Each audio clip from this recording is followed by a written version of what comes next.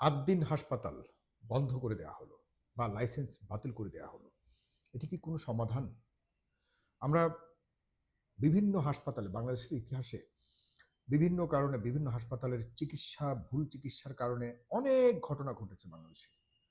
এবং আমার মনে আছে ইউনাইটেড হসপিটাল যেটির নাম পর্যন্ত এখন পরিবর্তন করেছে। নাম পরিবর্তন করে তারা আরেকটি নাম রেখেছে। কিন্তু এই ইউনাইটেড হসপিটালের বিরুদ্ধে বিভিন্ন সময় আওয়ামী লীগের আমলে, আওয়ামী লীগ শাসন আমলে অনেক ধরনের অভিযোগ উঠেছিল। ভয়ংকর, ভয়ংকর অভিযোগ উঠেছিল। আমরা তো দেখিনি ইউনাইটেড হসপিটাল বন্ধ করতে। আমরা অনেক হাসপাতালের চিকিৎসা নিয়ে যারা রোগীরা হাসপাতালে চিকিৎসার সেবা নিতে যায়, তার বিভিন্ন ধরনের মারামারি পর্যন্ত হয়েছে। এই পিজি হসপিটালে কত মারামারি হয়েছে। এখনো পর্যন্ত পিজি হসপিটালে দালালদের দৌরাত্ম্য নিয়ে কেউ কথা পর্যন্ত বলতে পারে না।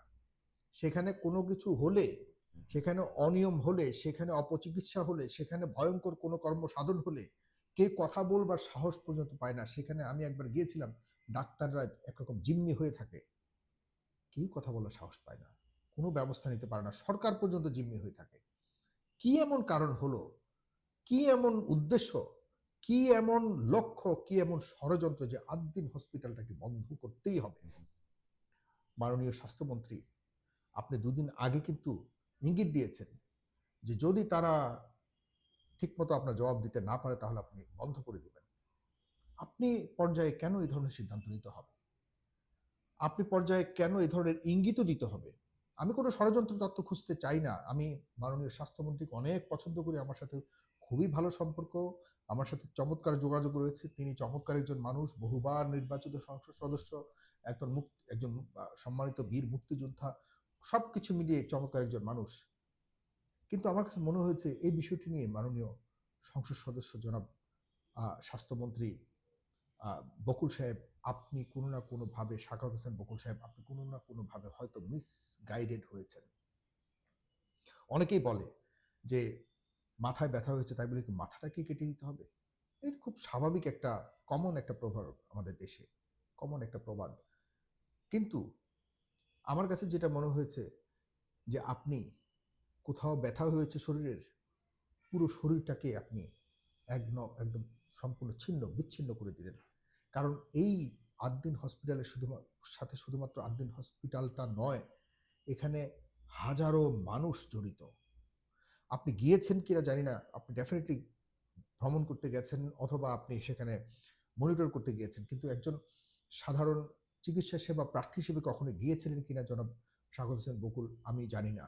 তবে আমি গিয়েছিলাম, অন্য একজন রোগীকে সাথে করে নিয়ে গেছিলাম। সেটা আজ থেকে ২০০০ মানে ৭-৮ এর দিকে।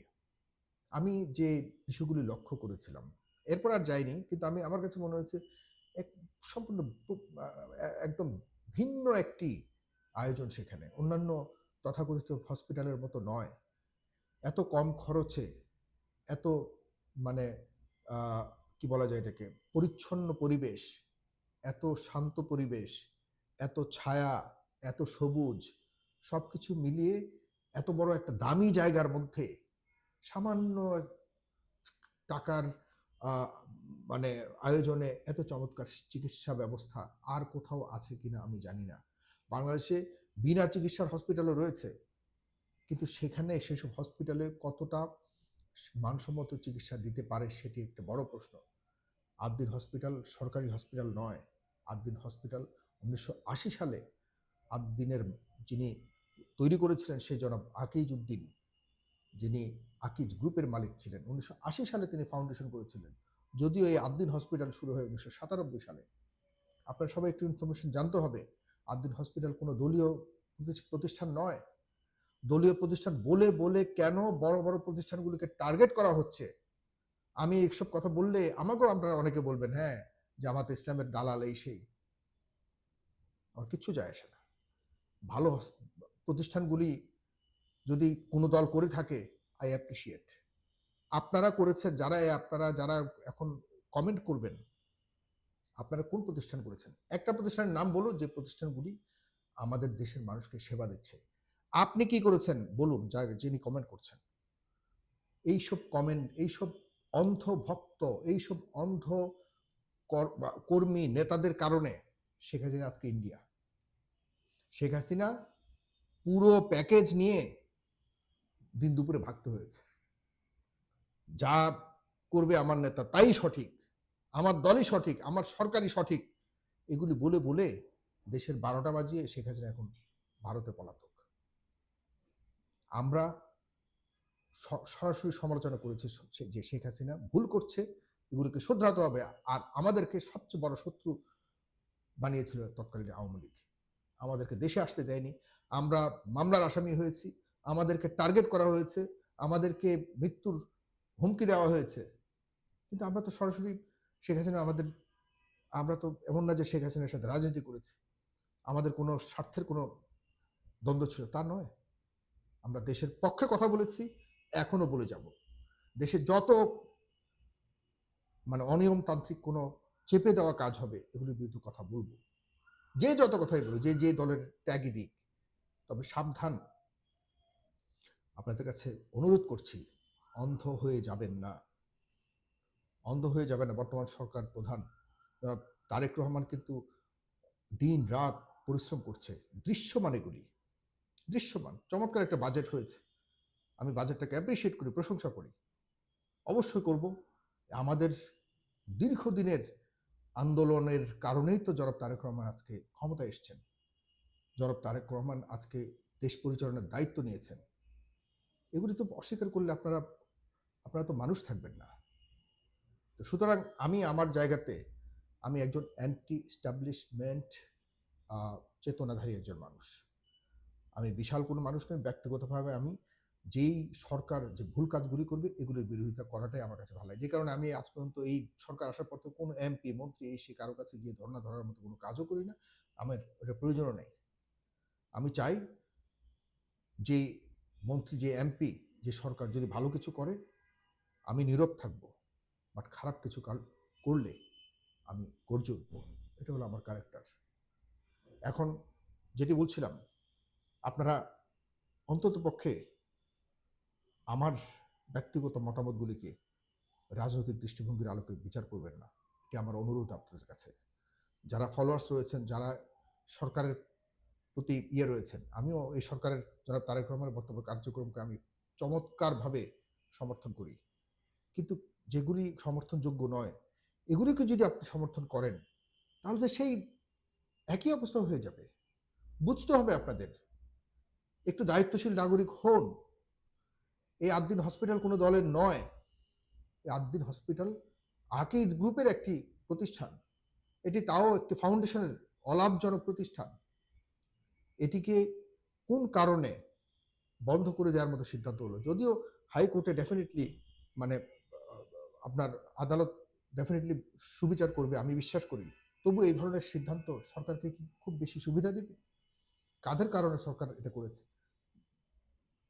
8 দিন হসপিটালের মতো আরেকটা হসপিটাল করতে পারবেন?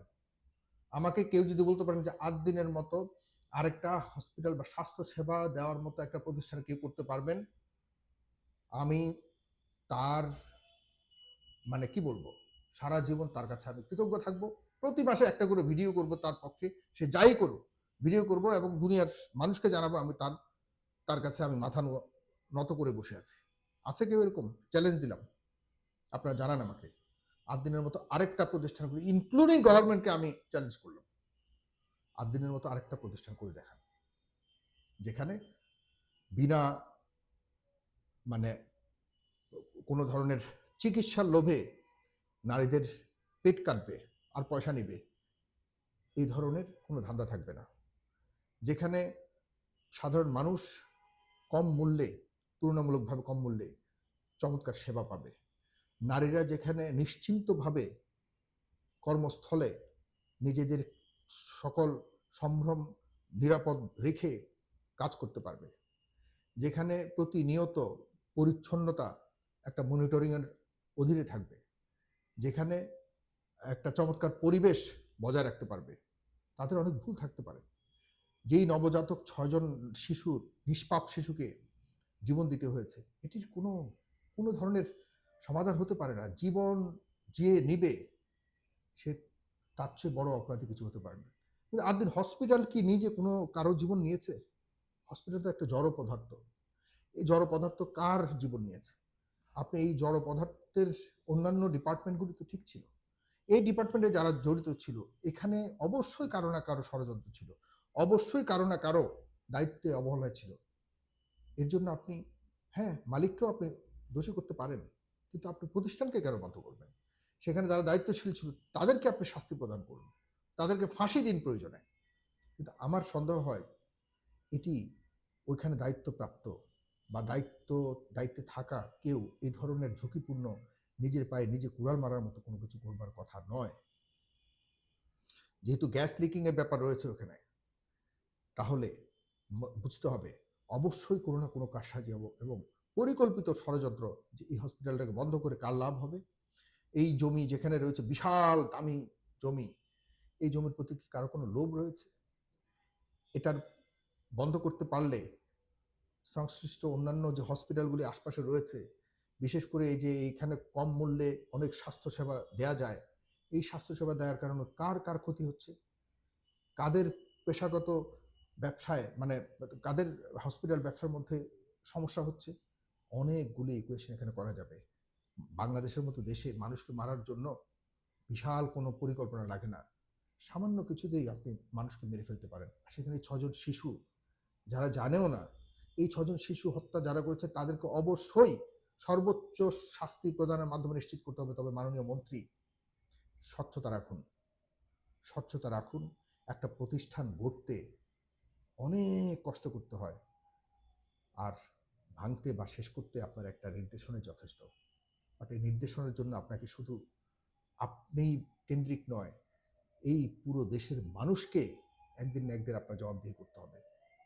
আর সবচেয়ে বড় জবাবদিহি করতে হবে আপনি উপর আল্লাহর কাছে। সেই বিষয়গুলিকে মাথায় রাখবেন। অতি আবেগে সিদ্ধান্ত নেওয়া ঠিক নয়, একটু চিন্তা করে নেওয়া ঠিক। আমি তবুও বলবো, বারবার বলবো, যারা দায়ী তাদেরকে মৃত্যুদণ্ড দিন। তবে একটা প্রতিষ্ঠানকে বন্ধ করে কোনো একটা ট্যাগ লাগিয়ে, ইসলামী ব্যাংককে ট্যাগ লাগিয়ে আপনারা নষ্ট করছেন। কদিন পর ইসলামী ব্যাংকে, তারপরে সেই আর কার আছে প্রতিষ্ঠান? এই প্রতিষ্ঠানগুলি যদি যারা করেছে তারা ভালো করেছে, কিসের কে কি জামাত করলো, কে বিএনপি করলো, আর হু কেয়ার্স? আমি স্বাস্থ্যসেবা পাচ্ছি কিনা ঠিক মতো সেটা দেখুন। এগুলি করে করে শেষ করবেন না দেশের মানে উন্নয়নের পথকে, রোধ করে দিবেন না।